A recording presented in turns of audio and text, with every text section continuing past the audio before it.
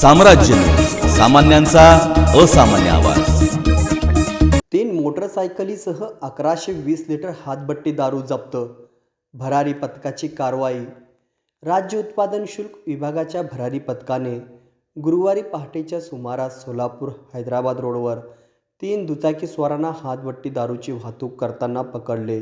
सविस्तर वृत्त असे की राज्य उत्पादन शुल्क विभागाच्या भरारी पथकाने 1 फेब्रुवारी गुरुवारी पहाटेच्या सुमारास मुळेगाव तांडा तालुका दक्षिण सोलापूर या हातभट्टी दारू निर्मित ठिकाणावरून सोलापूर शहरात दारूचा पुरवठा करणाऱ्या 3 मोटरसायकल पकडल्या। या कारवाईत भरारी पथकाने सोलापूर हैदराबाद रोडवर पाळत ठेवून बालू काशीनाथ पवार वय 39 वर्ष राहणार मुळेगाव तांडा या इसमास 5 रबरी ट्यूबमध्ये 400 लिटर हातभट्टी दारू त्याच्या होंडा कंपनीच्या दुचाकी क्रमांक MH13 CG 4761 वरून वाहतूक करताना पकडले। तसेच सुरेश शंकर राठोड वय 40 वर्ष राहणार मुळेगाव तांडा या इसमास 5 रबरी ट्यूबमध्ये 400 लिटर हातभट्टी दारू त्याच्या सुझुकी एक्सेस दुचाकी क्रमांक MH13 DS 9209 वाहतूक करताना ताब्यात घेतले।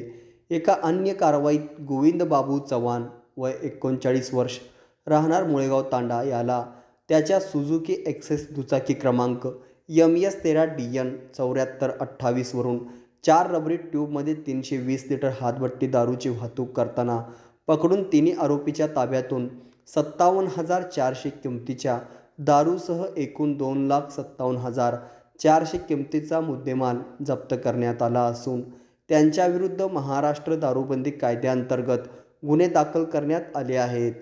ही कारवाई राज्य उत्पादन शुल्क विभागाचे अधीक्षक नितीन धार्मिक यांच्या मार्गदर्शनाखाली दुय्यम निरीक्षक सुरेश झगडे, शिवकुमार कांबळे, जवान अशोक माळी, नंदकुमार वेळापुरे, अण्णा करची आणि वाहन चालक दीपक वाघमारे यांच्या पथकाने पार पाडली।